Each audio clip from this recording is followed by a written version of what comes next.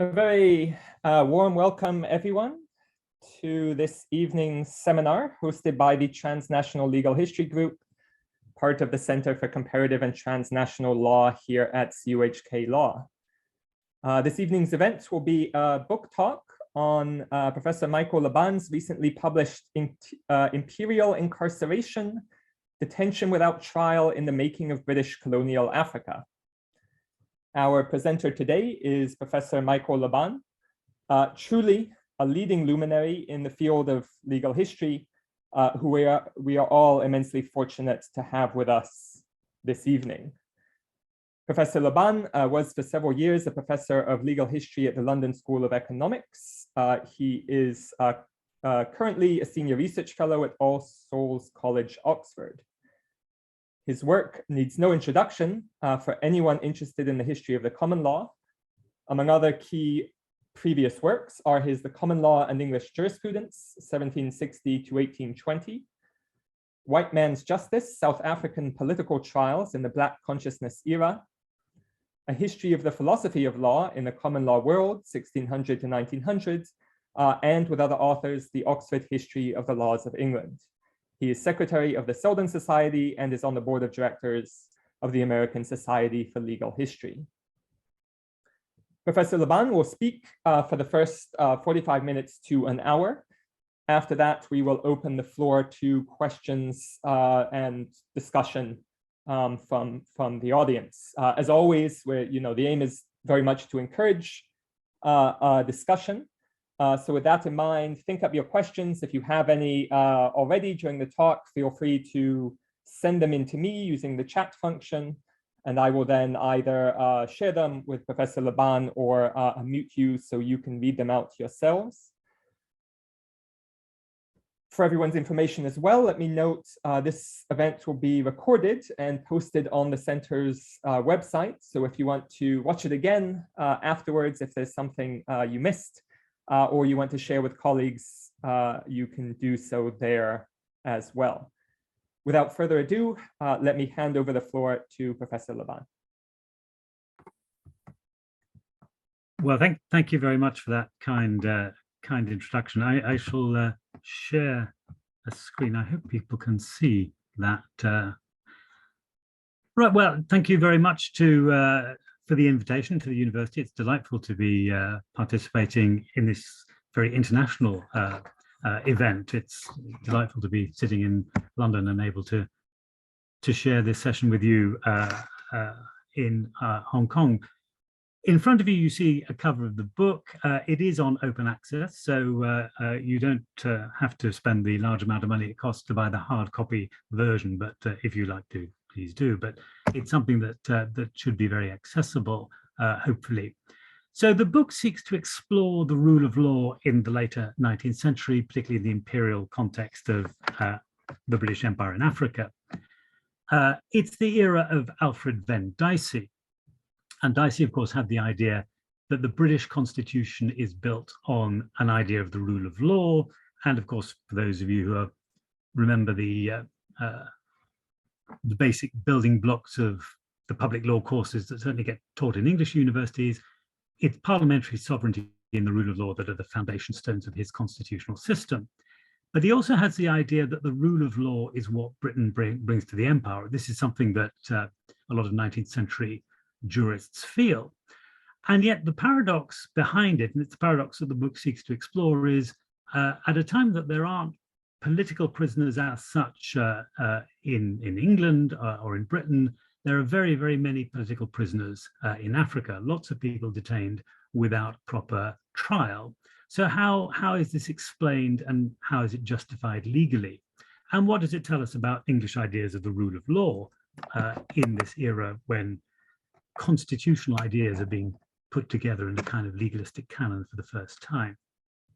So the book argues that the rule of law can be seen in a couple of different ways. It can be seen as a set of substantive principles, the kind of rule of law idea of Dicey's chapters, things that one might associate with Magna Carta or a vision of the common law that you would associate with Sir Edward Coke.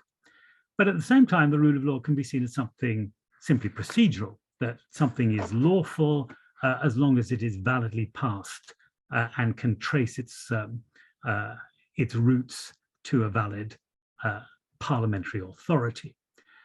So the law itself doesn't determine what the rule of law is going to be. Is it going to be thick? Is it going to be substantive? Is it going to be full of principles that need to be applied? Or is it something thin, that it's just a question of tracing the validity?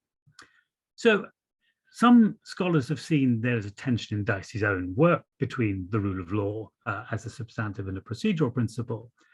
But it seems to me that for Dicey, parliamentary sovereignty is not in conflict with the rule of law within Britain, because as he sees it, Parliament acts as a kind of jury of the nation, just as when passing indemnity acts after martial law, or when deciding whether to have a habeas corpus suspension, that Parliament will decide on the necessity of the matter. It's acting in the same way that a jury would in a case where, for example, a person's been attacked by somebody wanting to murder them and they killed them in self-defense.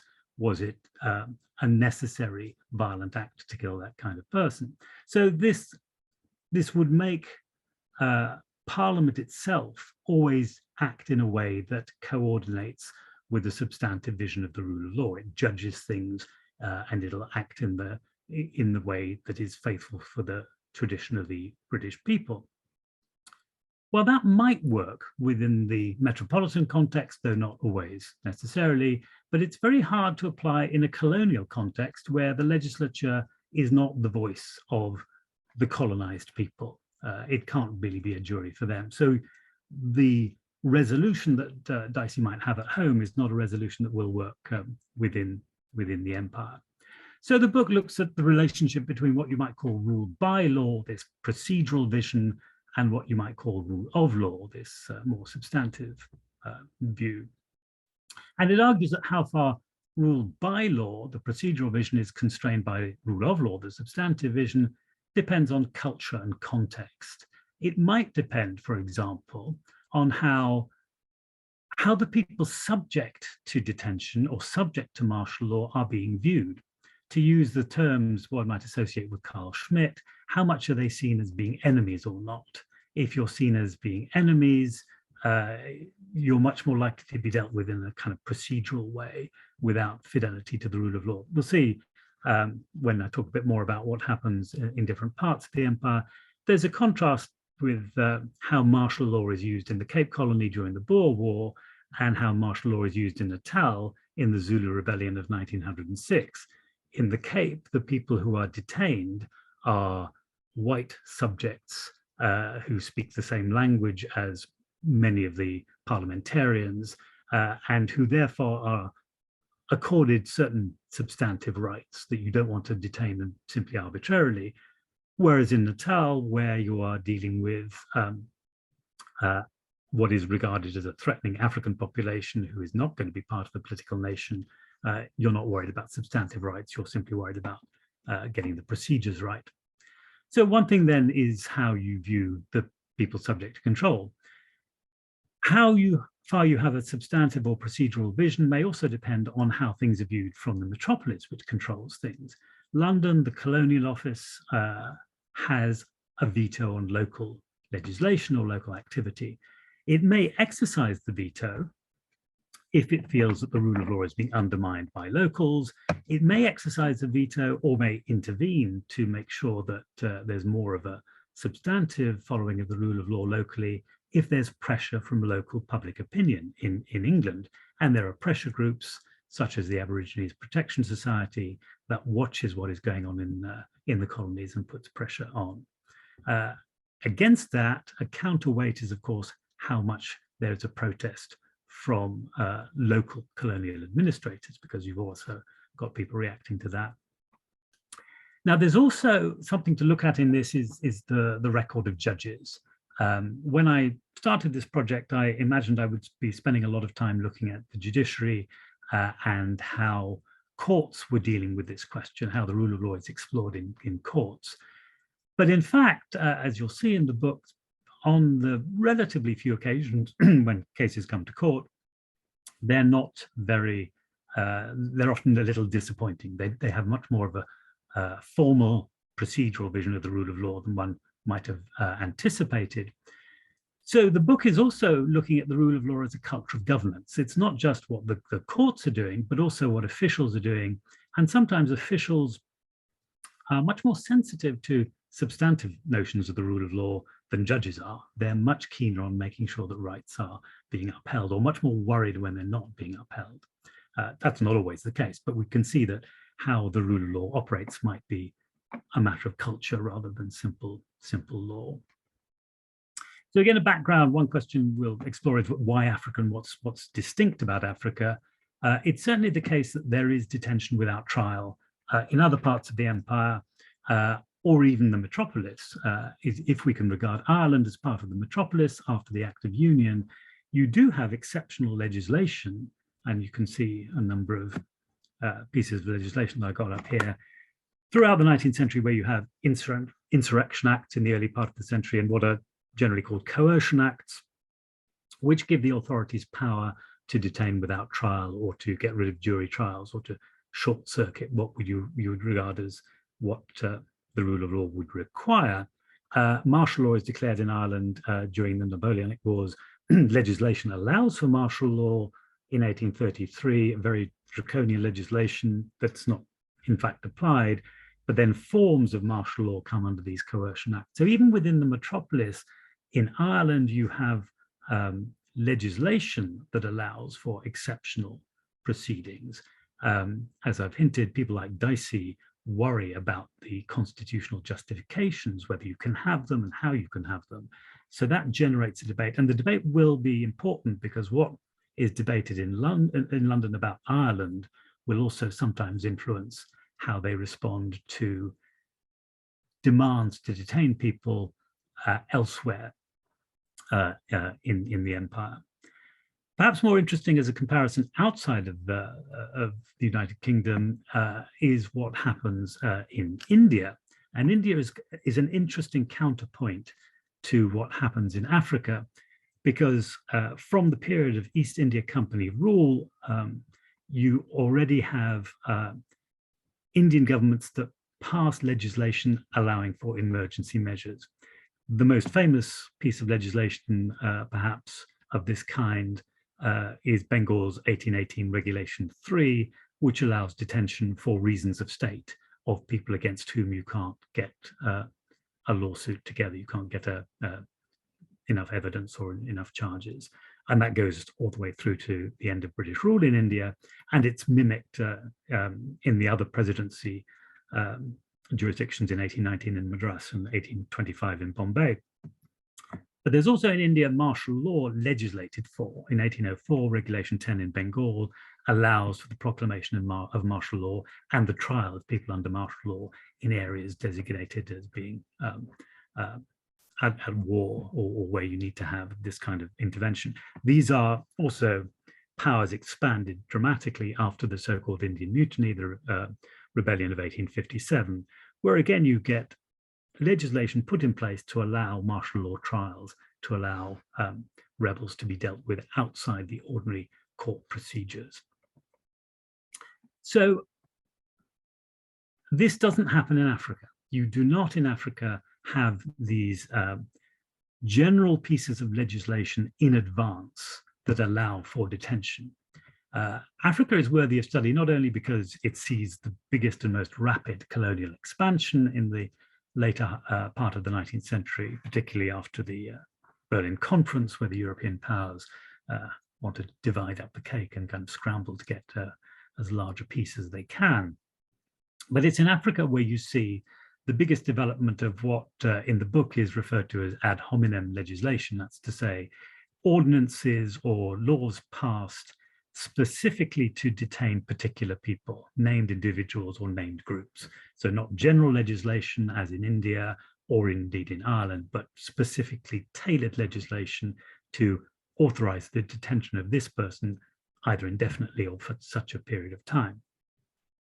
There's also the biggest discussion of martial law in Africa anywhere after the Jamaica controversy of 1865. Famously, the Morant Bay Rebellion of 1865 leads to a large debate in London about the nature of martial law, but it doesn't resolve all of the issues of martial law, and they come back again in a number of debates, particularly in the Eastern Cape and then in the Boer War after 1899.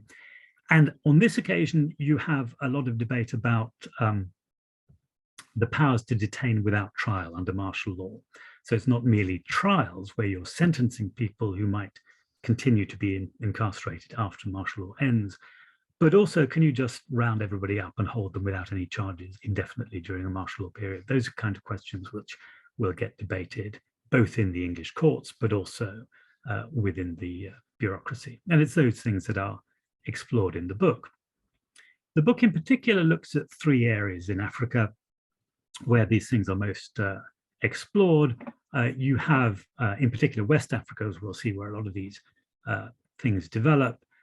Also Southern Africa, where you have a lot of both detentions and martial law, more experimentation with martial law there than elsewhere.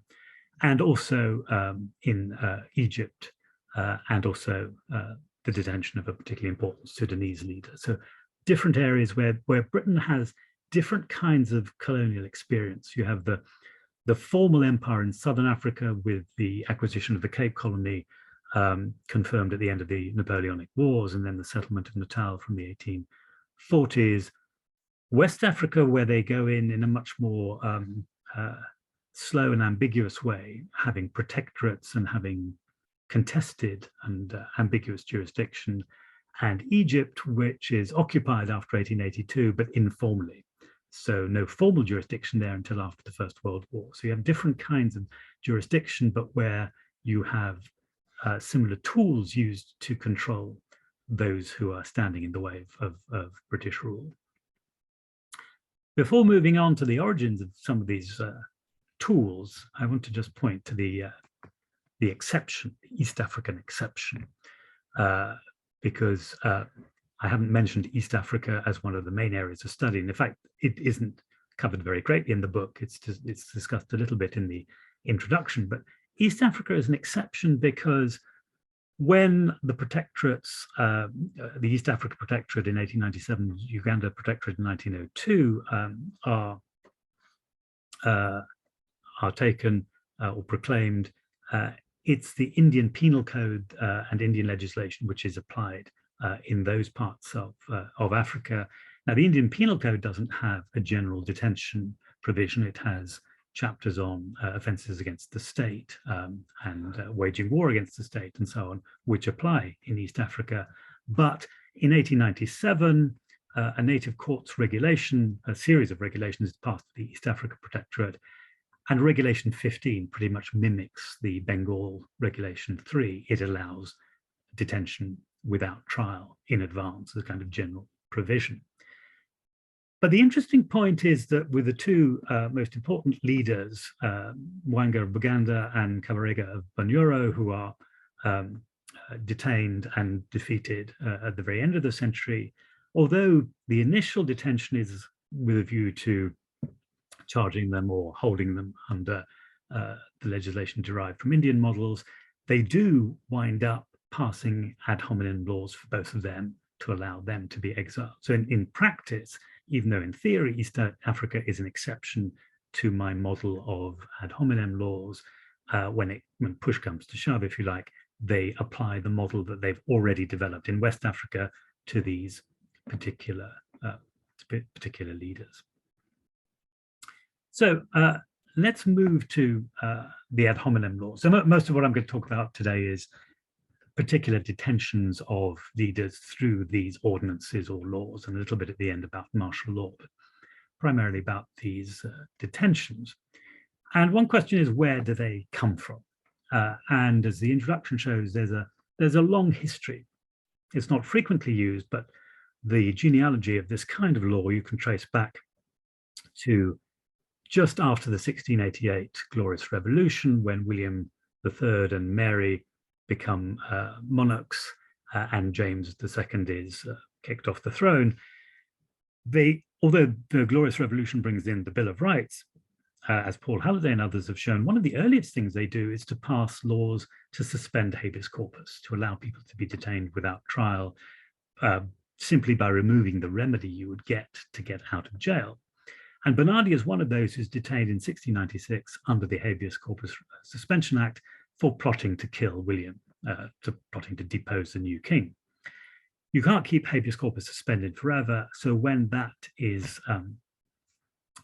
ended, legislation is passed in 1697 to allow Bernardi to continue to be jailed without trial. So instead of it being a habeas corpus suspension, it is a law that names him as somebody who can continue to be jailed. That law expires with the death of the monarchs, but it's renewed each time a monarch dies. And in fact, Bernardi dies in Newgate Jail, having spent 40 years in prison just under this law. So it's a very unusual case, but it goes back to the early 18th century. A more recent one that is mentioned a lot during the African examples is the law that authorizes the exile of Napoleon to St. Helena. So Napoleon, after his defeat at Waterloo, gets into the hands of the British, and the other great powers agree that the British will keep him. He will not be returned to France, where he would no doubt be tried and executed, but he will be kept by the British. What happens is that Napoleon then says, well, I'm no longer a monarch. I'm no longer clearly Emperor of the French. That's not been the case since 1814. I'm no longer the King of Elba. I'm just a private citizen. The war is over. I therefore claim the rights of protection of anybody who has temporary allegiance to the British. And his supporters in England say, well, you can't hold anyone without charges or without a conviction. So we can bring a habeas corpus if they just hold Napoleon because the war is over. So what the British do in 1815 is they don't land him. They keep him off the coast in the Channel and then send him straight to St. Helena so that a habeas corpus can't be brought. But then in 1816, they want to cover their legal track. So they pass legislation that deems him a prisoner of war. So he can be jailed as a prisoner of war, deemed as such by legislation, and they indemnify anybody who's broken law in holding him up to then. So those are model pieces of legislation that can be drawn on. And there are one or two others that come from elsewhere in the empire, but it means that you have got something to draw on, but it's really later on that it develops elsewhere. So one of the first places to start in Africa is to look at Zulu detentions of two Zulu leaders who are one taken in Natal, one in Zululand, and then both detained in the Cape. So there's some of the earliest ad hominem pieces of legislation in Africa. And they're interesting to look at because they show that in practice, you have the same instrument to detain people, but politics might shape what you can do or what you want to do. And therefore the outcomes can be quite different. So to start with the first one, Langa Libalele, and I've got the dates there of the detention period, the amount of time that he's incarcerated. It's between 1874 and 1887. So he's the leader of a group called the Shlubi, who originally moved from Zululand into Natal for reasons of politics. The entire tribe moves into Natal and lives loyally and gives good support to the British governors for many years. But in the early 1870s, Mangalibalele gets into a conflict with Governor Benjamin Pine of Natal. Part of this is to do with his followers acquiring too many guns because they have a lot of money, having worked in the diamond mines in Kimberley, and the governor doesn't want it. He summons Mangalibalele to see him on 3 occasions. Mangalibalele, having seen other chiefs being deposed when they go and see the governor, stays away, pretends to be ill, and eventually decides to take his tribe out of Natal into Basutoland. And that leads to an armed clash in the Drakensberg Mountains because the government doesn't want him to leave. And the armed clash leads to some fatalities. Mangalibalele is then taken back to Pietermaritzburg, where he's put on trial. But this isn't an ordinary trial. This is a trial presided over by Governor Pine in his capacity as Supreme Chief of the Africans in Natal. And it purports to be a native court trying under customary law, but it's very, very dubious. And it's at this stage that Bishop Colenso, the Bishop of Natal, comes to Langalibalele's support and begins to challenge it. There are challenges both in the Natal Supreme Court, and Colenso takes the case to the Colonial Office in London. But the Natal Supreme Court upholds what is a very, very flawed so-called customary process, which has led to Governor Pine pronouncing a sentence of exile or deportation, which he has no authority to give. He then exiles Langalibalele to the Cape, where he persuades the legislature to pass a law authorizing their detention as if Langalibalele had been convicted in the Cape. So under an ordinary procedure, you can move sentenced prisoners from one colony to another under the Colonial Prisoners Removal Act, but then you have to have a valid sentence and go through the valid procedure. London knows all this. But Pine doesn't do this. He uses these kind of back channels. In this case, there's a lot of debate between London and the various local parties who are debating what should be done with Langalibalele. London wants him freed, and in fact tells Colenso they'll have him freed, or he can tell him that he's freed. But in the end, they concede to pressures from Natal, because Natal says we don't want him anywhere near the place. The Cape says, well, if we lift the law, we can't stop him going back. And to pacify the political movement in Natal, the government agrees to keep him in detention in the Cape Flats for a very long time, even though he's not a particularly important leader and has not issued a particular challenge to the British authorities. Now, contrast his case with the Zulu king Cetshwayo. So Cetshwayo is more like Napoleon in that he is defeated in the Anglo-Zulu War of 1879. Having been conquered and deposed, he's taken as a prisoner of war, and he's taken to the Cape as a prisoner of war. Now, normally when a war is over, you need to free your prisoners of war. They don't do that with Cetshwayo, and for a while they don't worry about it. They think they don't need any kind of legal cover, but then they pass legislation to keep him detained at the Cape. So he's then detained in the same place as Langalibalele, their neighbours, in this particular place outside Cape Town. But they soon find that they can't settle the Zulu question without Cetshwayo. What they had in mind to have the resettlement politically of that newly conquered colony, it's not going to work. So Cetshwayo is, although he's meant to be a detainee, he's brought to London. He's feted by the authorities there. He's taken on a tour of Woolwich dockyards. He meets the Queen. He's in the press. He's politically neutered, but then winds up going back to Zululand and is the ruler of effectively only part of it. But he's required for the settlement. So in his case, politics frees him, where Langalibalele, the politics keeps him detained, the local politics keeps him in detention. With Cetshwayo, the needs of local politics frees him. But in both cases, they've got the Cape Parliament to pass laws allowing for the detention without lawful authority. So that's the Cape, where we have those contrasts. Let's move to the north of Africa and Egypt. And here we can see another interesting set of contrasts. And there it's shaped by the dictates of metropolitan politics rather than through local politics. And the two cases that I discuss in the book show the contrast between politicians who are very aware of the need for a substantive rule of law, following the rule of law and doing everything in the way that would be expected of a liberal constitutional state, and a view that says all that matters is dotting the I's and crossing the T's, making sure it comes from the right place. And the contrast is between two local leaders. The one, the more famous leader, is Ahmed Rabi Pasha, the military leader of the young officers in Egypt who lead a constitutionalist revolution effectively against the Khedive, against the the ruler of Egypt, an Arab nationalist who creates a constitutionalist government led by young officers, primarily himself.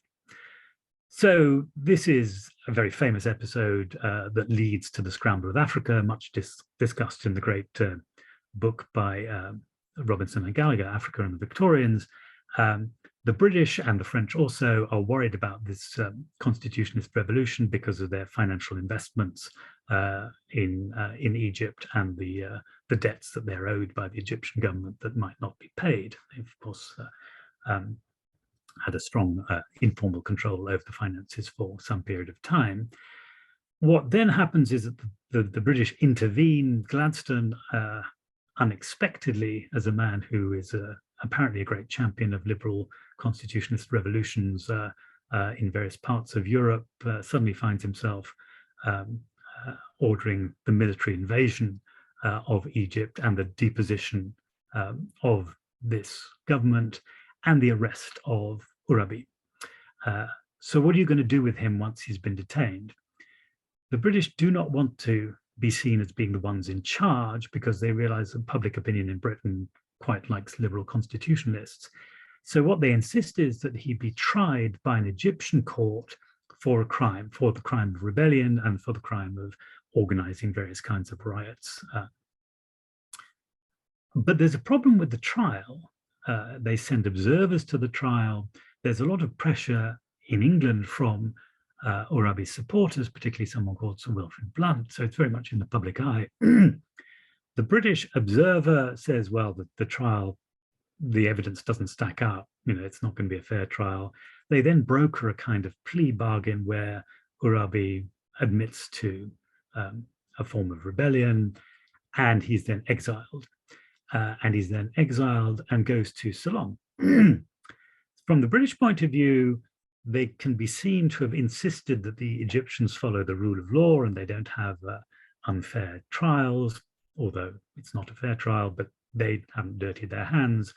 And they say, well, he's simply voluntarily living in Colombo in Ceylon. There is no ordinance to keep Urabi. He is not detained by an ad hominem rule. He's simply in Colombo because he's been exiled by the Egyptian government, not the British, even though the British are calling all the shots. Interestingly, whenever the British perceive there might be a danger of Urabi leaving Ceylon, which theoretically he can do, they tell the governors there to be ready with an ordinance to detain him if he tries to. So what's out for the public is not necessarily what the government is planning behind closed doors. So that contrasts with Zubair, the famous or infamous, should I say, Sudanese leader who already has a long history of political conflict, particularly in Darfur. In the 1880s, he's already under house arrest by the Khedive in Alexandria. So he's already not a free man, entirely free man. But when the Mahdist rebellion breaks out in Sudan against Egyptian rule, the British send Gordon of Khartoum, who famously is killed in Khartoum, to conquer the Mahdists and settle it. Gordon wants Zubair, who's been an old enemy of his, to come on board because he thinks he's going to be useful. But because Zubair is a well-known slave trader, the anti-slavery society is very hostile to him. And the military is also very hostile. So the military think he's going to be pro-Mahdist, so they get him detained straight away. And they ship him off to Gibraltar very early on in 1885. And he's then detained under special legislation that is passed just to detain him. So there's no worries about rule of law or about how it looks. Just pass an ordinance, keep him in jail. Everybody in London will be perfectly happy because he's regarded as beyond the pale. Zubair turns out to be a problematic individual because it's expensive to keep him. He could be useful. There's no reason to detain him. The Foreign Office wants him to be freed. The Treasury very much wants him to be freed because he's costing money and they're all arguing about who's going to pay for it. But the War Office keeps saying, no, we can't free him because we're not going to free him until the war is completely finished or until we've resettled things. Then he also continues to be detained because there's ambiguity about how long the British are going to stay in Egypt in any case. And in the late 1880s, in 1887, there are negotiations with the Ottomans over a potential British withdrawal that then falls through. And Zubair is just detained because they feel it would be politically insensitive to release him at any stage during the negotiations. So he just sits in Gibraltar for a couple of years under a straightforward piece of legislation that just says you can detain him, nobody worrying about him very much. So again, you've got the contrast there between Urabi and Zubair, whereas in the one case, they're trying to look as if they're following the rule of law in its substantive sense very, very richly. In the other case, they don't care at all because there will be no public pressure.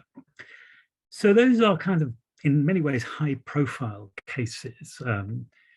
All of those people will be heard of in London and will be debated to some degree or another, for good or ill. But the real expansion of ad hominem laws you will find in West Africa.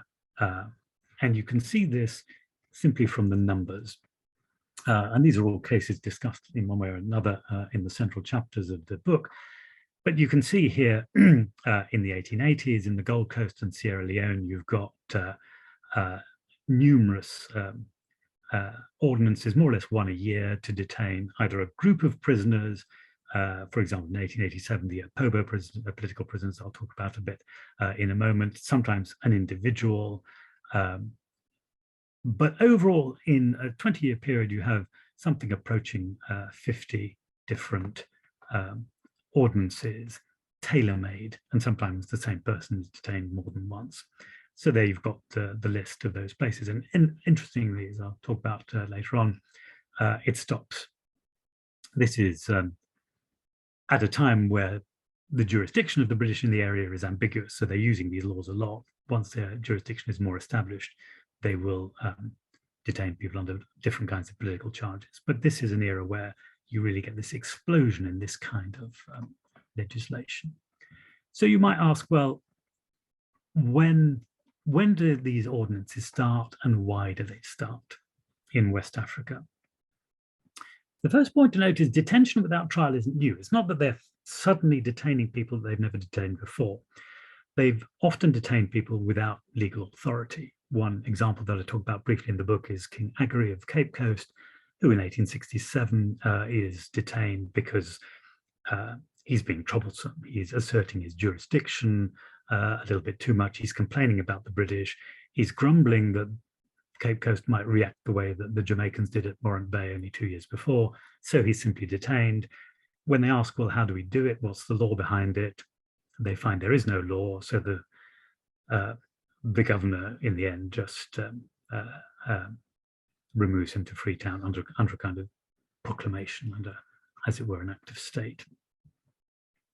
But in 1881, the Colonial Office, with Lord Kimberley as Colonial Secretary, begins to regularize it. And it involves King Taki, who I've mentioned here on the overhead, but also somebody called Asafo Agei, who's king of Juaben within the Ashanti larger kingdom. The two of them are working together. Asafo was already detained in 1877 without any legal cover. When he is redetained with King Taki, Kimberley says, you can do it, but only if it can be legally done. In other words, you have to have an ordinance. Ordinances have to be passed, as the Colonial Office puts it, when it is necessary for political reasons to remove and detain a chief in custody against whom there is no legal case. So you've either got to charge them or you have to have legal cover. We can no longer do this without legal cover at all. And the interesting thing is, when the Gold Coast in 1889 passes a general ordinance, or wants to pass a general ordinance along the lines of the Indian one, we can just detain anyone who's a troublemaker. The Colonial Office says, no, you can't do that. You have to give us a reason why this particular person needs to be detained.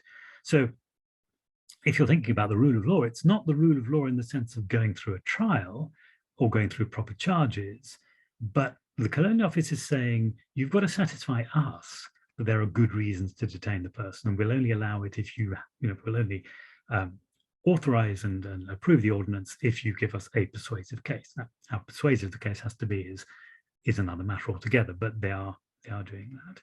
Why is this done in the 1880s? Why are they noticing?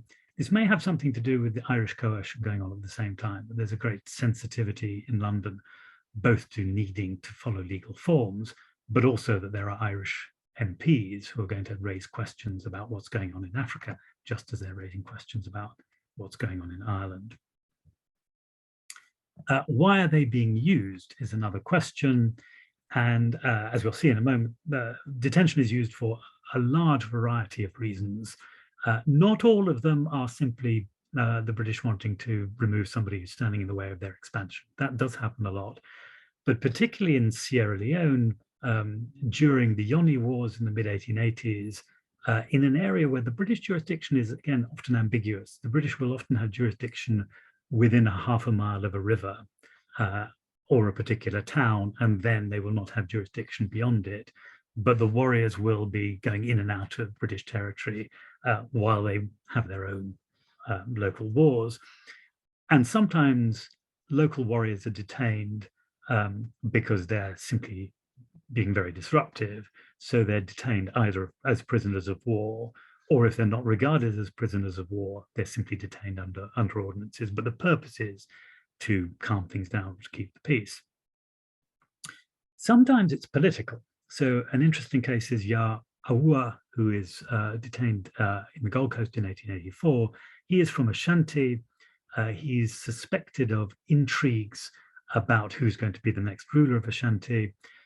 He's a follower of a man called John Owusu Ansah. There are two Ansahs. This is the father, the elder. Ya Aua is detained at the Gold Coast because he is intriguing in Ashanti, and the British don't want to have Ashanti unsettled, even though it's not a protectorate, it's not within their area of control, it's not really within their sphere of influence at that stage, although they would like it to be, but they want to have things calm and not against their interests. They think Ya Aua is unsettling things, so they detain him. Then somebody says, well, but he's really the sidekick of Ansah. Why don't we detain Ansah? So they begin to investigate Ansah and think, well, maybe we should detain him as well. And then he dies. And then they think, well, why are we keeping Ya Aua? There's no point in him being detained anymore. So they release him. So it's not always thought through. They're not getting the right guy, even from their own point of view. It's not thought through, but it's for political reasons. We'll see in a moment, it's often for conquest. You detain people, you move people who are standing in your way. And it's sometimes you would like to put them on trial, but you can't. There's either not just there's no charge against them, but you don't have jurisdiction over them, so you have to detain them. So that's what's happening in West Africa. Let's have a little look at some of the illustrative cases. And in particular, I want to turn to the so-called oil rivers region, the river, the delta of the Niger, which is used for a lot of palm oil trade in this era. And there are three cases that I look at in the book, which are particularly interesting, where there's a kind of progression. These are all rulers who control rivers that they don't want to have British intervention, opening it up to free trade, but where the British want to take protectorates and then ultimately complete control. So the background to this is in 1884, just as the scramble for Africa is beginning, British consul by the name of Sir Edward Hewitt brings standard form treaties, printed treaties with the British, protection treaties, treaties to create protectorates, where basically the idea is that they will open up the area to British traders, have free trade, but for the British, and then in exchange you will get protection. This is protection in the kind of Al Capone sense that, you know, if you don't agree to us, we'll make your life very difficult. So Jar Jar is one of those who signs a treaty, but he strikes out the clause that says free trade. He wants to control his river.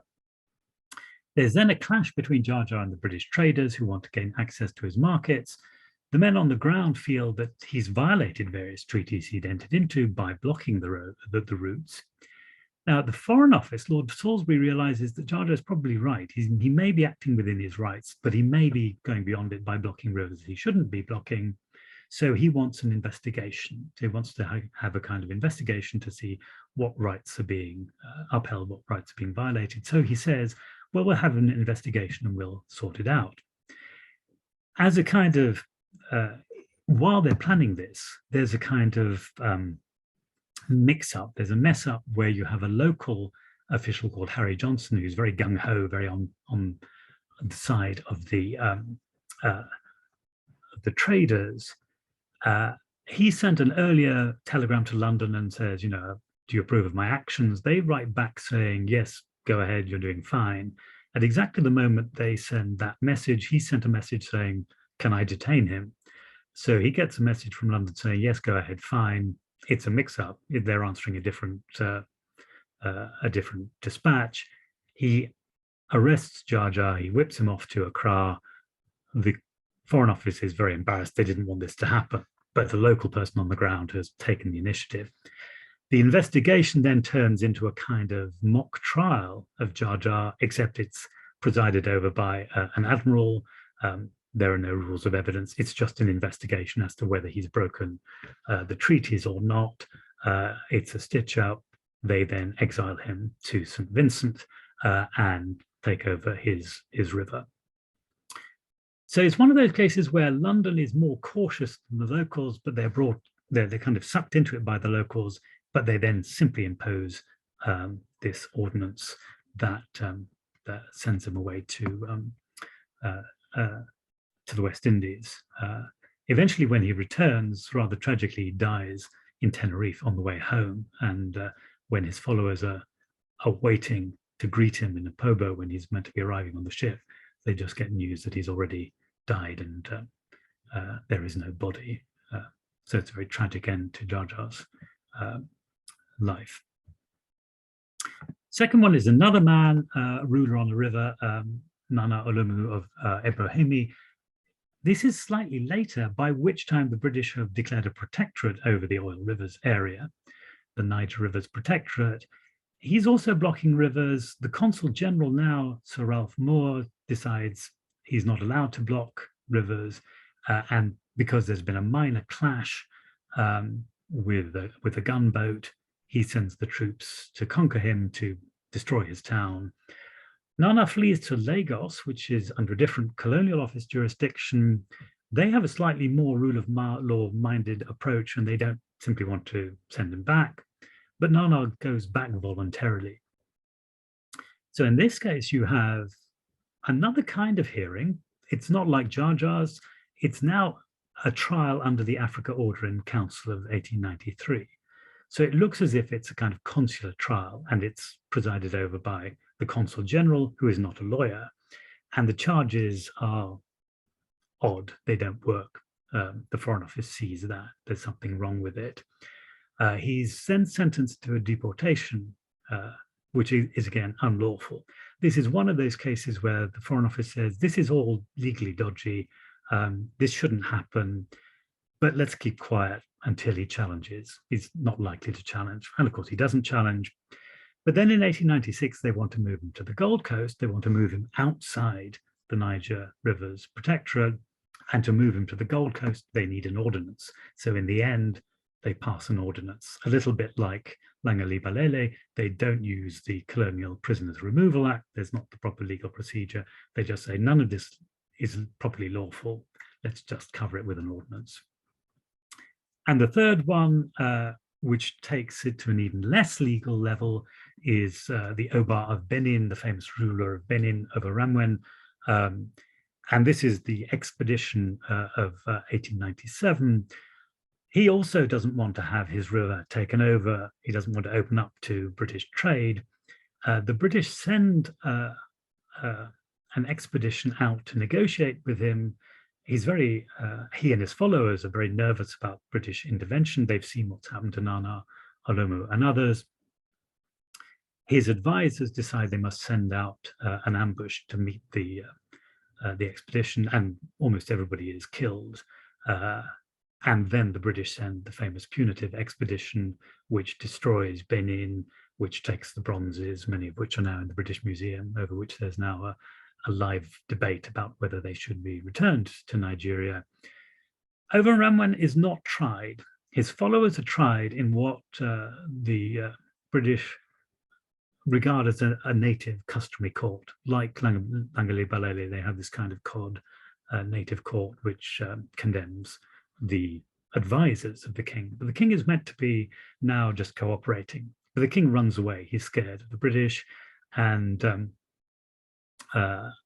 British then say, right, you're now deposed and you're now exiled and you're moved to Calabar. So he's not tried, there's no hearing. But in his case, unusually, there's no ordinance. They just move him. And in 1911, he says, can I go home now? You know, I've been here a long time.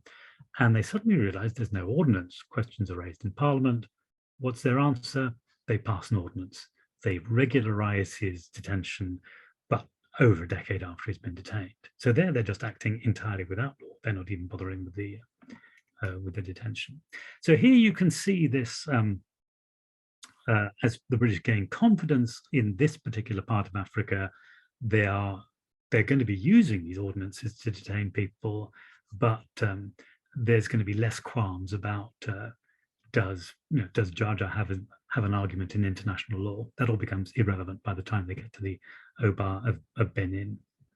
So a couple more from West Africa just to finish this this little section, where again you get a contrast. So Prempeh of Ashanti is another ruler, a king, unlike the others who are relatively minor rulers. He's a fairly major ruler, where the British go out of their way simply to detain him. There's no idea that he's broken any treaty. At least they've got that idea with the three I've just been speaking about.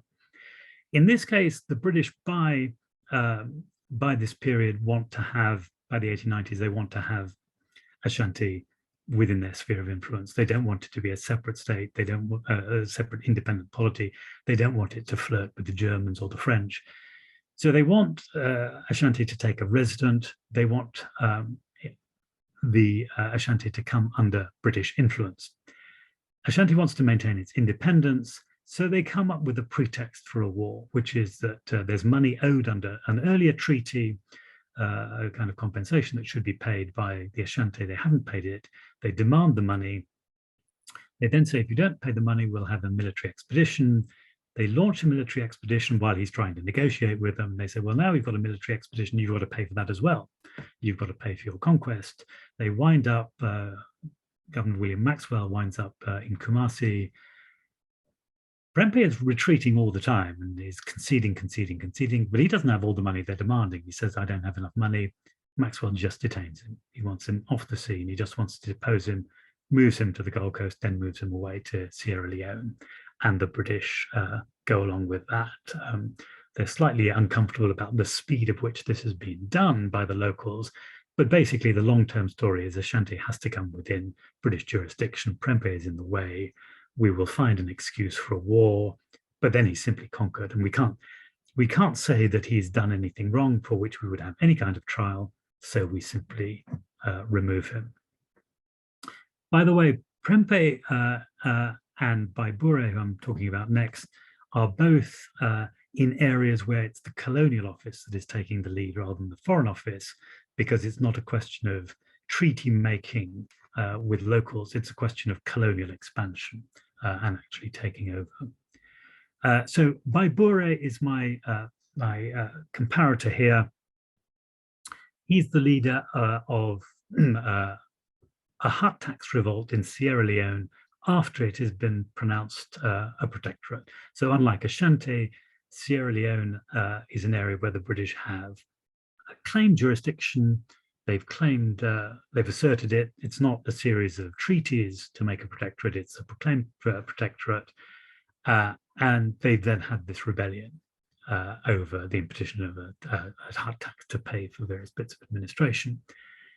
After the revolt starts, the Colonial Office wants to see legality. So they want to have trials, and they create a special commission, a special court under the jurisdiction of the Supreme Court of Freetown. They remove jury trials, but they're going to have local trials. And they want to try by Bourret for treason. And then their law officers say, well, you can't do that because this is a protectorate and people in protectorates are not subjects, and only subjects can commit treason. So you can't try by Bourret. And they begin to panic because they've sent out an English barrister to try the cases in a proper jurisdiction. And they think if anybody says to this barrister, by Bourret is not a subject, he'll just release him. So we want to try him, but we can't. There's a failure of jurisdiction. So let's just detain him. So they pass an ordinance to detain him. But in his case, quite unlike Prempeh, about whom there's never going to be any kind of trial, in by Bourret's case, they want to try him, but they can't. So you can see here you've got these issues of legality coming in sometimes and not coming in at other times. So very quickly, because I know I'm running out of time, we've not had very much law so far. We've not had very many cases. But there are 3 cases in particular where the matter of detention comes to courts in England, where you begin to ask, can you do this? Can you simply detain people under ordinances, or are there greater constitutional principles of the rule of law that say you need more than simply an ordinance? So the first case that I discuss in one of the chapters is Sprigg against CUHK. CUHK is Pondo chief from the Eastern Cape, and during the time of expansion of the Cape eastwards, he agrees to cede his territory into the Cape, but he wants to still have a role. But because he's having too much of a role, excuse me, the Cape authorities just think he's being troublesome, so they detain him. CUHK then takes his case to the Cape Supreme Court, where the court is very liberal. It says an ad hominem law is not a law. A law has to have generality. This is an executive act. It is not lawful under the powers given to the governor. It's completely ultra vires. The Chief Justice de Villiers says, well, if you can do this to an African chief, you could do it to any white person as well. This is way too dangerous a power for the government to have. We don't recognize it. The case is then appealed to the Privy Council, where the Privy Council agrees that it's ultra vires because the authorizing legislation does not authorize what is done. But Lord Watson, in what is regarded as a liberal judgment, says this is way too strong. You can't do this unless you specifically say in the statute that you can do it. So he's got this kind of get out that you're allowing it if it's possible to have a clear affiliation of authority. But it's not the case here. Second case is Sechoma, who is a chief from the north of Bechuanaland, what is now Botswana, who is again detained basically for being a troublemaker. But on this case, when he seeks a habeas corpus in London, this time in the English courts, because it's only the English courts that have jurisdiction, there's no local court to give him a habeas corpus, the court says there is actually affiliation of authority. The High Commissioner can issue an ordinance simply to detain you because he is given powers under the Order in Council that regulates legislation in Bechuanaland, and that Order in Council comes from a piece of legislation called the Foreign Jurisdiction Act. The argument against it in favor of Sechoma is that, in fact, the Foreign Jurisdiction Act never had in mind detention without trial. It has to do with giving extraterritorial jurisdiction over British subjects, over civil disputes and things like that, that you need to be very, very much more explicit if you have an authorizing instrument that may allow detention without trial, the kind of arguments you get in the First World War with the Defence of the Realm Act. This doesn't play with the Court of Appeal. They just say, no, it's fine. And they say it with specifically racist overtones. You have to be able to detain these savages, otherwise white people will be murdered in their beds. That's more or less what Vaughan Williams says in his judgment. And a third case that I'll just mention in passing, Zaghloul Pasha, Egyptian leader, very much more important than Sehoma. He winds up being prime minister. He's also detained without trial. Unlike Sehoma, he's not detained under statutory authority, but under crown prerogative authority in a colony ruled as a crown colony. And again, the Privy Council says that's fine. The crown has the authority to do that. So those three cases that I'll just rush through very quickly. What you have here is the highest judges in the land saying, as long as you have formal authority, you can detain without trial just by the simplest kind of ordinance. All the principles of Magna Carta, all the substantive liberties that Dicey seemed to champion in rule of law sections of his work do not apply. As long as you have dotted the I's and crossed the T's, you're fine. Moving very quickly in the last 5 minutes to how this plays in martial law. You again have detention without trial raised as a question during the Anglo-Boer War of 1899 to 1902. You see there a map of the martial law areas in the Cape in 1900. What happens during this series of detentions is people bring their cases to the Cape Court. We've already seen that in Tsichau's case, the Cape Court has been quite liberal. In 1900, in the first cases that come to the court, the Supreme Court upholds the detention of rebels, as I say, white subjects, generally Dutch-speaking subjects, but in a colony where the majority is Dutch-speaking. In a case called Becker and Nodair in 1900, the acting Chief Justice says that the necessity test is passed because we are at war. His fellow Judge Solomon says that's not the case. He cites the American case of Milligan Civil War case that says you can't detain people under martial law outside the theatre of active warfare. So if you're holding people in Cape Town, you've got to try them or release them. So you have a relatively liberal view being expressed. So they follow the idea that if the civil courts are open, this is an old English idea of martial law, when the civil courts are open, you can't simply detain people under martial law. You have to try them. You can't just detain them. If in an area the civil courts can't operate and it's an emergency, then you can hold them, but not otherwise. And that question was famously tested in the case of Daniel Francois Moreira, which comes to the Privy Council and is still cited in the textbooks. And here, the Privy Council by majority says in a judgment announced by Lord Halsbury, once a war is declared, the courts simply have no jurisdiction, regardless of whether the courts are open or not.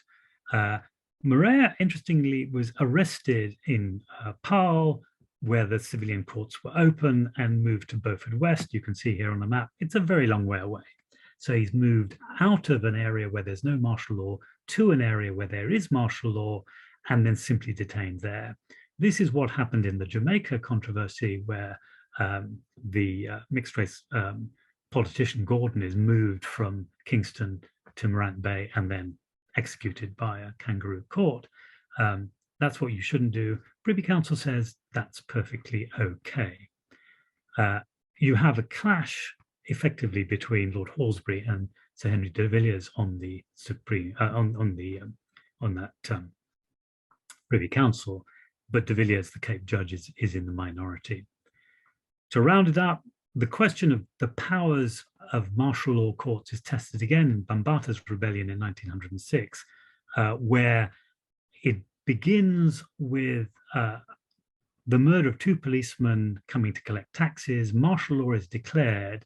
Those who have participated in the killing of the policemen are then simply shot after a drumhead court-martial. But then their chief, later on, Tilonko, is tried. After peace has been restored, after martial law is still technically in place, but he's tried for something that happened before martial law by a martial law court, and then sent by the martial law court into exile in St. Helena. The Natal legislature rubber stamps it with an act of indemnity. That then is tested by the Privy Council, and the Privy Council says it's okay. So what the Privy Council does in Tilonco's case is to kind of put the finishing touches to Moreira, which is to say effectively that you can top and tail a state of siege, which will allow detention without trial simply by proclaiming martial law or war at the beginning, and then passing an indemnity before it ends, and then no court can question it during the period or after the period. So that is the most formal idea of the rule of law, rubber stamped by the highest court in the empire. So just to conclude, detentions at no stage, once the ordinances come through, at no stage justified as acts of state. They do not simply say, as an act of state, we can arrest somebody, take them out of a jurisdiction and keep them there. In Sejomo's case, the Court of Appeal kind of flirts with the idea, but doesn't think it is necessary. But interestingly, they never say it's simply an act of state. They're always looking for some kind of legal cover. And the legal cover they tend to give themselves are ordinances, which are an insurance against any habeas corpus. If you're detained within any British jurisdiction, there's always the risk of a habeas corpus, so you need that insurance. As I mentioned earlier, ordinances allow civil servants to supervise. They've got to approve of it. It's not a trial, but it's some supervision, though it's very meek. And finally, the strength of the legal response depends on the strength of the local culture and who is being detained. And as we've seen, the Cape judges are very liberal in the Boer War. The Natal ones are not. And as we finally seen, the courts are very formal and not substantive. So thanks very much. I hope I haven't exceeded my time, but I'll stop the PowerPoint now and go back to my host. So thank you so much, Professor Lobban, for that truly fascinating talk full of details. And I urge everyone to read the book. It's sort of packed with both the legal details and all of these individual fascinating stories about the different political figures who were subject to these different detention orders at various points in time. I'm sure for many audience members, it's a lot because, you know, that speaking to how much geographical scope, political, temporal scope is covered. So we have a couple questions from the audience already. I will get to those in a moment. If anybody has any questions at this point, they're formulating, feel free to write into me in the chat. But I'll take the chair's prerogative to pose the first question, and it's got a few different. I'm going to claim it's all one question, although it has a few different pieces to it. And that's essentially sort of thinking about, I guess, in the first place, sort of what, maybe even more practically, sort of what led you to conclude the narrative where you do. I guess Zaghloul is probably the furthest forward in time we go into the 1920s. And then maybe, you know, sort of spreading on further from that, at what, I mean, it's sort of outside the scope of the work, but at what point in subsequent time do you think these sort of the approaches that are so normalized in this period come to be, or would come to be seen as sort of more seriously against the rule of law, if they do come, if you believe they do come to be seen that way? And then maybe also, you know, sitting on top of that, kind of what do you see as the contemporary resonances of this historical account? Thanks very much. Very, very interesting question. So why did I end when I did? Well, it's already quite a long book, and the idea was the use of detention without trial in the expansion of British rule, and of course detentions carry on afterwards. And in the 20th century, there's, you know, my stories are not attractive ones, but you know, when you think of the wars of decolonization, the stories are often very, you know, even less attractive if you think of the Mau Mau era detentions, or what was happening in Southeast Asia and Malaysia and so on. in many ways, they are under different legal instruments. So martial law, I think, really peters out. So in the First World War, you have the Defence of the Realm Act in the United Kingdom, but also elsewhere in the colonial world, you get emergency powers and emergency ordinances in various parts that are put into place, so that you have much more of the kind of Indian style of powers that are set out in advance and that allow mass detentions and more emergency powers. And that's a different kind of story. It's a different kind of instrument, which is worthy of its own story. But that's really what's starting by the 19-teens and 1920s. And yeah, I'd love to maybe Imperial Incarceration Volume 2 could be on that, but that would be another kind of story. Why do they stop the ad hominem ones? I mean, I think with that, particularly in West Africa, is they begin to regularize. So the rule of law is you can then pass general legislation, and you can refine it in different ways. If you call something sedition, if you just say we're detaining somebody for no apparent reason, just because they're a troublemaker, that looks as if it's clearly against the rule of law. If you have a capacious definition of sedition, then you can just say, well, that's the rule of law, and we've decided they're seditious and gone through a legal process. So I think that's what's happening in some areas. Or you have rules that just say you have to remove somebody from one area to another, but not detain them permanently. And again, there are some challenges in African cases into the 1930s on that kind of thing. But the specific ad hominem ones are simply not used. I think also in West Africa, it's partly, as I say, they were used because of these ambiguous questions, like by Bore. You have to detain him because you can't try him, or with Prempeh, you have to detain him because he's like Napoleon. Once you've asserted a jurisdiction and it's no longer ambiguous, and the nature of protectorate is less ambiguous, then you have different kinds of legal instruments at issue. And then, yes, then it's just, we've passed the law and it works. Okay, great. And what about on that sort of contemporary resonances? Is there anything you would point to, or what do you think in those terms?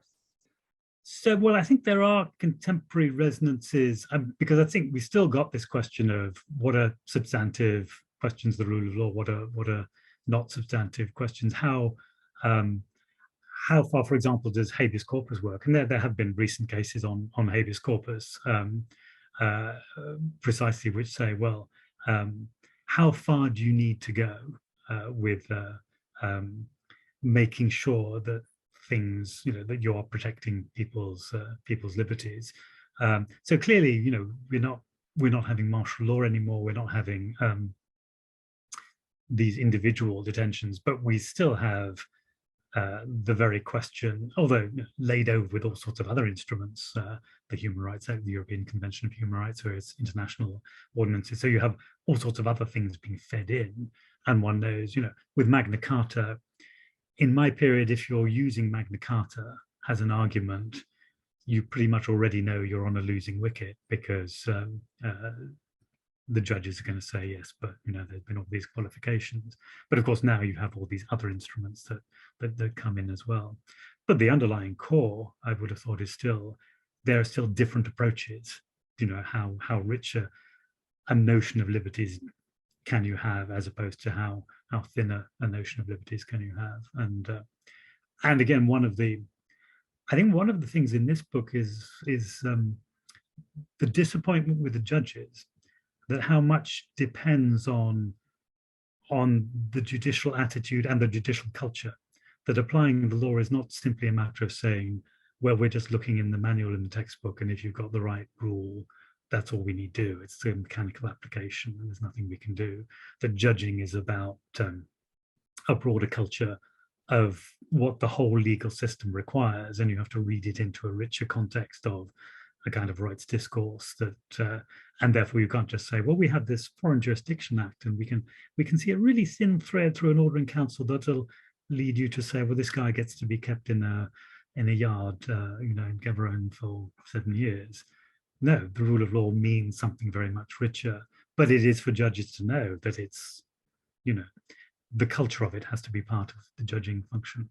So yeah, the whole current human rights landscape is very different and very much more complicated than in the era that I'm discussing, but maybe the broader cultural questions are still relevant. Okay, great, fantastic. So we have one question from a former student of ours, Yan Li, who's asking, so it seems pretty clear that based on this account, we shouldn't understand the British colonial context as one of sort of a rule of law based on principles of fairness and equality. But then how in the alternative should we understand it? Should we understand it as a rule of law just based on different, discriminatory principles, based on a different idea of subjecthood of the local population, of no rule of law at all? Or how would you, if you had to sort of summarize, how would you present that? Yeah, thanks very much. It's a tricky question, isn't it? Exactly what is the rule of law, what is not the rule of law? And, in one sense, you can look at the empire and say, if you think of the response to the 1857 Indian rebellion, the trials that go on there, the forms of execution, the way sedition is used in India at the end of the 19th century into the early 20th century, the way you have, juryless trials and detentions and all the rest of it. It's very hard to say, this is civilization and the rule of law and, bringing all the great things of Magna Carta. So one story would be to say that when push comes to shove, the rule of law is always going to give way to expediency. But that's a little bit, going too far the other way. And I think what one gets with looking at these particular cases is the complexity of it. That one thing to remember is one tends to think, if you think of law as a kind of instrument, as a tool of power, if you think in the formal way, you can say, well, I've passed a detention ordinance, I can lock you up forever, and it's perfectly lawful because there's the stamp of authority. So even in Dicey's rule, the rule of law has been complied with, and it's perfectly okay. So law is just a tool. You can pass Regulation 3, you can pass whatever it is, but it's also a tool for the other people. It's also a tool for the people being detained. So if you don't do it right, you can have those challenges, you can get them aired. So to some degree, they're sometimes boxed in. I mean, the reason they have to pass these ordinances is precisely because habeas corpus is always a threat. And then it becomes political. Some people are completely weak. They have no political authority and they'll never get to court. But others are stronger and the rule of law will work for them, either straightforwardly legally, that some judges will accept it and buy it. So, for example, one of the nice examples is after the Morea case, where the Privy Council says, during the war, you can detain all these people. And they say, it goes on during the war. De Villiers goes back to South Africa, and in one of the first cases that comes through, he says, well, the war is now ending. We've got the peace coming, and that means you'll all be free. And he's basically inviting people to come with habeas corpus applications. And the Colonial Office begins to panic. And they say things like, he knows nothing about the Morea case, forgetting he was actually one of the judges on it. So you would think that he knows about it. So, then you then have judges who will not necessarily agree with each other. And there's always a little bit of room for for lawfare, to use that phrase of John Comaroff and others. It can be used by the victims as well as by the users of it. So I guess the point is it is complicated, and you have rule of law at different levels. I mean, ideally, the rule of law is you have clear charges laid in advance under laws that everybody knows how they work, and then you interpret the breaches according to the richer tradition of what all the aspects of the law say, like Dawkins, Hercules, or whatever. But then you get these lower levels that is kind of a little bit like law, but isn't really. So if you have an investigation, even if there's no, natural justice going on, there's something going on. It's less and less perfect, But the very fact that with some of these people, they feel they have to justify it, you've got a little kind of thread of lawfulness going on there. So I think the rule of law is a kind of spectrum, and it's part of the battle. And sometimes it works and sometimes it doesn't. So again, going back to the Indian sedition cases, you have people who are on trial for sedition who can then raise, the hypocritical language. You talk about lawfulness and it's being unlawful. So you can use the language against the people seeking to use it in their own favor. So a slightly smudgy answer, which is it's complicated and it varies. No, thanks so much. I think that's very, very compelling, and it certainly I think makes a great deal of sense. So we have another question from the audience, from Shmel Yerushalmi, who's asked, and perhaps this might even connect to from a different perspective to what you were just saying. And it goes a little bit outside the scope, but sort of to the best of your knowledge, how is the British Empire in doing these things similar to other European colonial empires, the French, Spanish, Portuguese, etc., or is this something that seems peculiarly British? Again, sort of goes outside the immediate scope, but as far as you know, yeah. Thanks very well. I'm going to plead the historian's kind of response, which is lack of knowledge of other systems and how they operate. Now,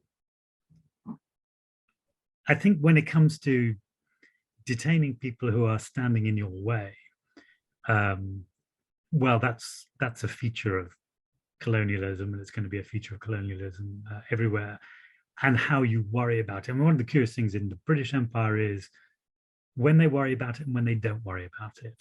The fact that in the 1860s and 70s in West Africa, they're just not worrying about it at all. And curiously, when Kimberley starts worrying about it, one reason he starts worrying about it is he finds out that people are just detaining troublemakers or perceived troublemakers and forgetting about them. And then these people will write to London and say, well, can I get out yet? And then they write back and say, why is he still in prison in Freetown? And the government will write back saying, oh, sorry, I forgot about that. Or he was detained by the previous government, didn't tell me about it. So part of the reason is just central control over local control. You just don't want people to do this because it's not right. It might be that you're detaining somebody who's a mortal enemy of the empire, but sometimes they're just detaining people who've got into spats with a local enemy, and you've just wanted them to cool off. And do you want them to cool off forever? Well, clearly not. So in that sense, before this particular accident of the 1880s, they're detaining without worrying about law. And I rather suspect, although I don't know, that other empires, they also are detaining with or without lawful authority. But of course, they've also got completely different systems. The French have a state of siege in their legal system, which the English don't have. But my interest in this was really the specific British self-identification as the country of the rule of law. And the whole thing about Dicey is to say, we are different from all of the others because we have the rule of law, because we have the common law, because we don't have written constitutions that don't actually do the job, and because we don't have a state of siege. So it's almost as if Dicey is saying, all these other countries do these awful things and are oppressive and tyrannical and have all these emergency powers. We have the common law. And this is why we're so much more constitutional and so much better. And therefore, it is a kind of dilemma for the British. So again, I'm going to, not say anything about the French or the Portuguese or the Spanish or the Germans, but I think that the British have that particular reason why they're making the argument.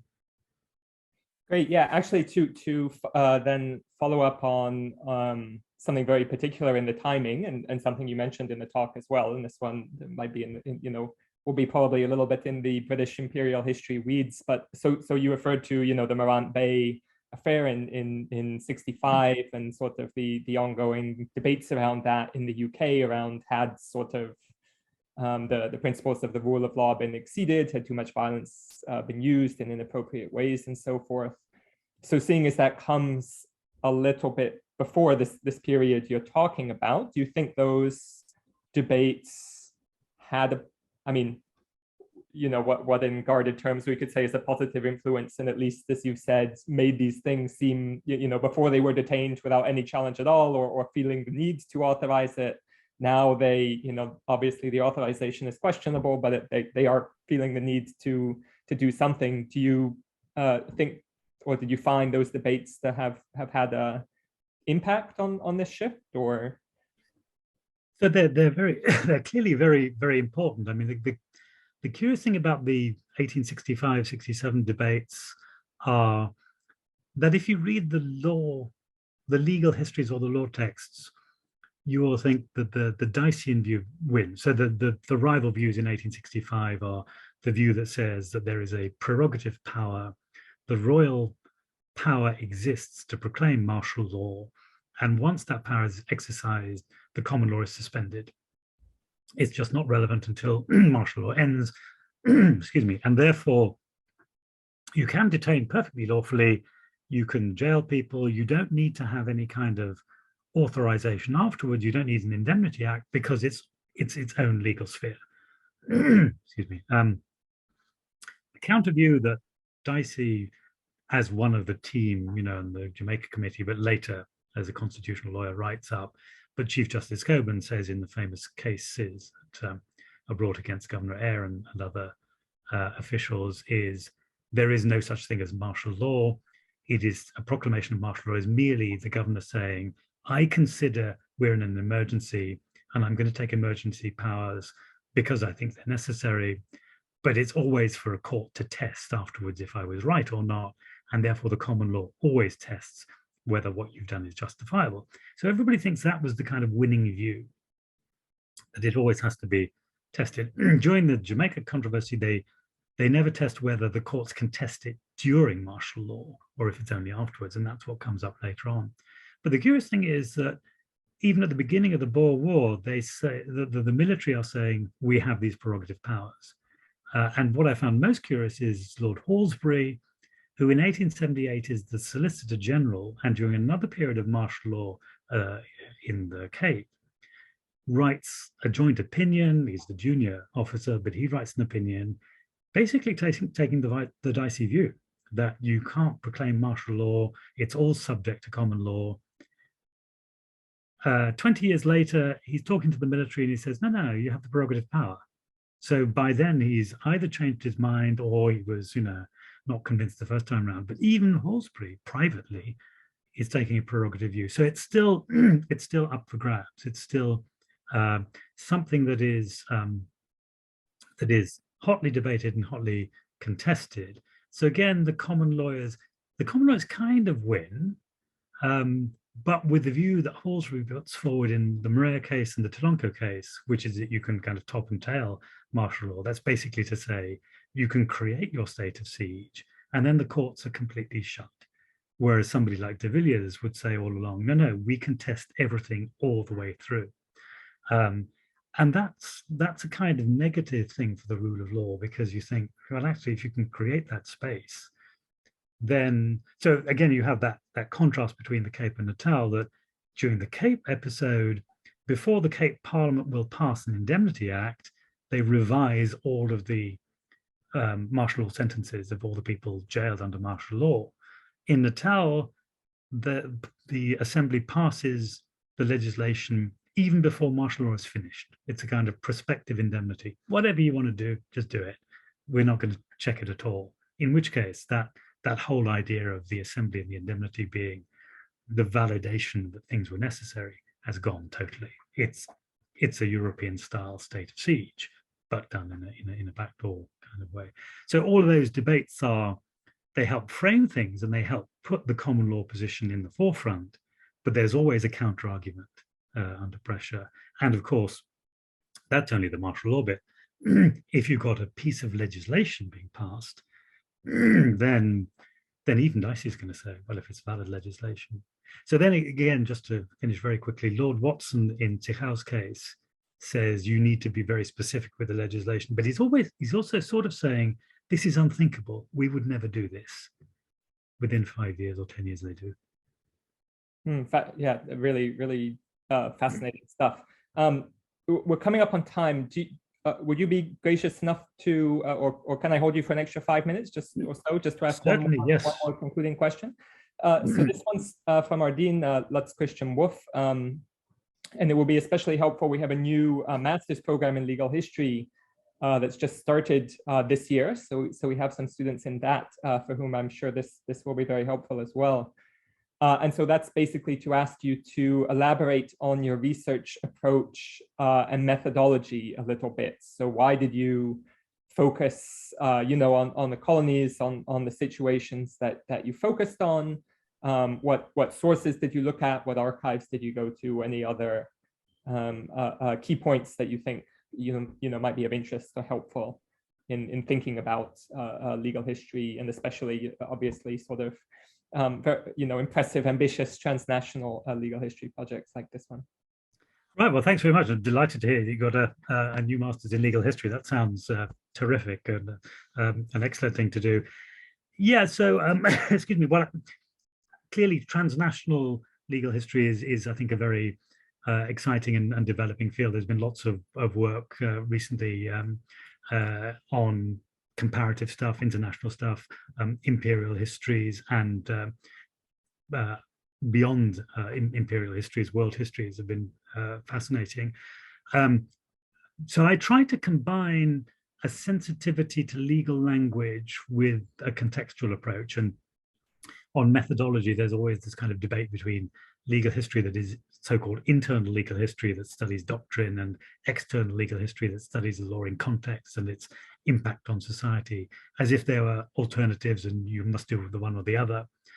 But it seems to me that you can't really understand what's going on without looking not only at what the courts are doing, but how everybody else is using the law and understanding it, and what the experiences of the law is. But at the same time, what I noticed in this project is, well, you tend to think that legal language is lawyers' language, so you're going to get it with barristers and with judges, and it's going to be in that formal forum of the courtroom.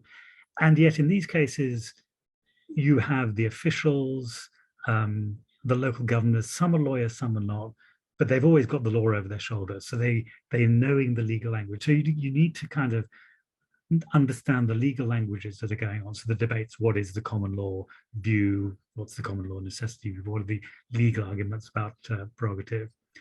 In terms of sources, I'd expected to do a lot of reading of legal cases, and I didn't get nearly as many as I liked.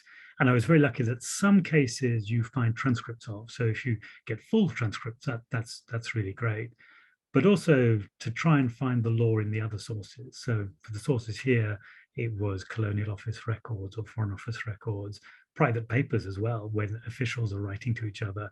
What are we going to do? What's the problem with this law? Clearly, at master's level, there are certain limitations to how many sources you can use.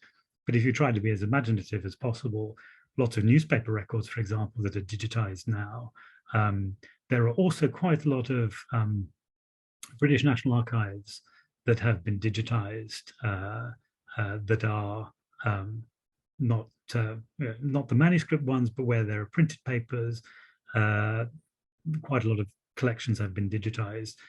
They're often behind a paywall, so if your university is subscribed to the databases, it's very useful. Otherwise, it's quite expensive. But then there are also, the various kinds of official documents, parliamentary papers, and so on that you can make a great deal of use of. So in a way, to study now, it's much easier because you can do lots more without leaving your desk, because many more sources are available. But I would advise people, find a nice topic on an interesting, on a subject that looks interesting and has a kind of conundrum. What's going on here, and what am I interested in saying about it? And then try and see, well, can you get a nice set of legal documents? If you get cases that go to the highest courts, you often have a clutch of papers in those highest courts that are not just like the arguments, but a great deal more, and then put it in the context, like the great late Brian Simpson used to do. Take a case, put it in its richest context, and then take it forward. But everybody has to do it in their own way, so good luck with that. Great. So thanks so much. I'm sure that that will be very helpful advice for all of our students. So thanks so much for staying a few minutes over time. Of course, we're online, so we won't be able to give you an audible ovation, but I'm sure everybody joins me from behind their computer screens in thanking you so much for that fascinating, fantastic talk.